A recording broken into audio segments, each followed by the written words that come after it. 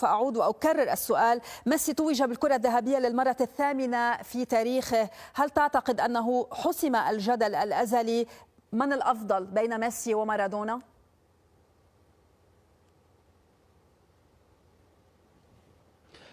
شكرا. أنا أعتقد أن ميسي أفضل من مارادونا بالأرقام والكؤوس بالنجاحات الفردية. ما كان ينقص خزائن ميسي حتى يرتقي ربما إلى تلك المقارنات، وهو التتويج بلقب كأس العالم، وكان هو الصانع وهو المتوج وهو البطل وهو الذي أهدى هذا اللقب وحقق هذا الحلم للأرجنتين بعد انتظار طويل أكثر من 36 سنة. أعتقد أن ميسي كان هو الأكثر انتظار والأكثر التزام داخل وخارج الميدان من دييغو أرماندو مارادونا. مارادونا أسطورة، مارادونا موهبة، مارادونا استثنائي، مارادونا ممتع، ولكنه لم يكن منتظما ومشاكله كثيرة خارج وداخل الميدان. صحيح. كرة القدم في هذا المستوى العالي وكلاهما في المستوى العالي جدا تحسم بالأرقام، تحسم بالالتزام، تحسم بالإنجازات، وميسي حقق ويحقق الكثير والكثير من الإنجازات رياضيا، يعني ألقاب دون حصر ولا عد.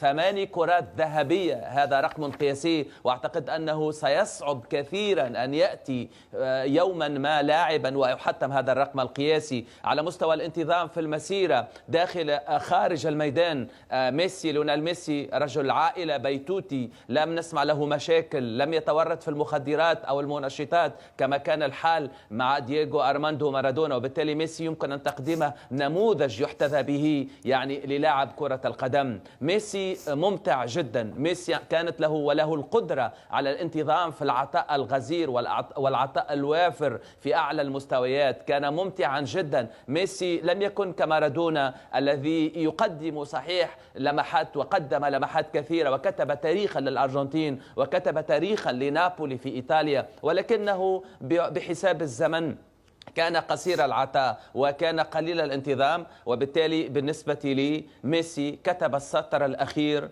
وأجاب عن السؤال الأخير: من هو الأفضل بينه وبين مارادونا؟ أعتقد ميسي كتب اسمه وهو الأفضل في التاريخ مقارنة بدييغو أرماندو مارادونا، مع حفظ كل التقدير والاحترام للموهبة الراحلة دييغو أرماندو مارادونا.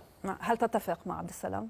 بكل تأكيد. ميسي ظاهرة، يكفي أنه حصل على 8 كرات ذهبية وهذا لم يحصل مع أي لاعب آخر. نعم، مارادونا موهبة، ولكن ميسي يظل رقم 1 حتى الآن في التاريخ في تقديري. نعم.